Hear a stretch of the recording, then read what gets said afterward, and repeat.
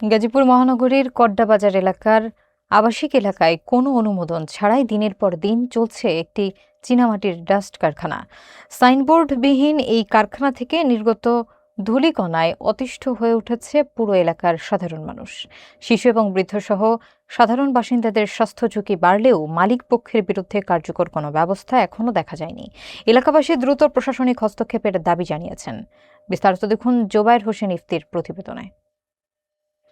গাজীপুর মহানগরীর কড্ডাবাজার এলাকার একটি ঘনবসতিপূর্ণ আবাসিক এলাকায় দীর্ঘদিন ধরে অবৈধভাবে পরিচালিত হচ্ছে চীনামাটির ডাস্ট কারখানা। বাইরে থেকে বোঝার কোনো উপায় নেই ভেতরে কী ধরনের কার্যক্রম চলছে, কারণ কারখানাটিতে নেই কোনো সাইনবোর্ড কিংবা বৈধ অনুমোদনের তথ্য।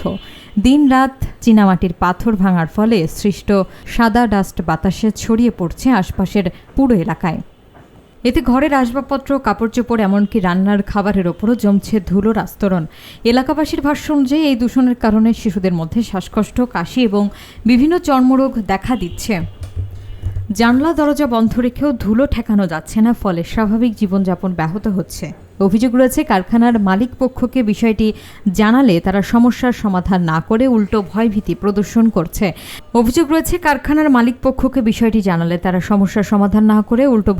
প্রদর্শন করছে। কারখানার ভেতরে গিয়ে দেখা যায় শ্রমিকরা অস্বাস্থ্যকর পরিবেশে কাজ করছেন এবং তাদের ব্যক্তিগত সুরক্ষার জন্য নেই কোনো মাস্ক বা গ্লাভস। পরিবেশ অধিদপ্তরের ছাড়পত্র ছাড়া আবাসিক এলাকায় এই ধরনের ভারী ডাস্ট উৎপাদন আইনগত দণ্ডনীয় অপরাধ হলেও তা উপেক্ষা করা হচ্ছে। জনস্বাস্থ্য রক্ষা এবং পরিবেশ দূষণ বন্ধে অবৈধ এই কারখানার বিরুদ্ধে দ্রুত প্রশাসনিক ব্যবস্থা নেওয়ার জোর দাবি জানিয়েছেন ভুক্তভোগী এলাকাবাসী। এখানে কাজ করেন কতদিন যাবত? অনেক দিন যাবত। মালিকের নাম কি? পারভেজ। এই কোম্পানির নাম কি?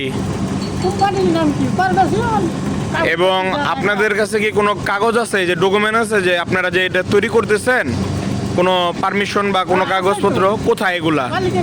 মালিকের কাছে। ও মালিকের কাছে তো বললাম, মালিক যে বললো নাই। সাইনবোর্ড কোথায়? নাই, কিছু নাই।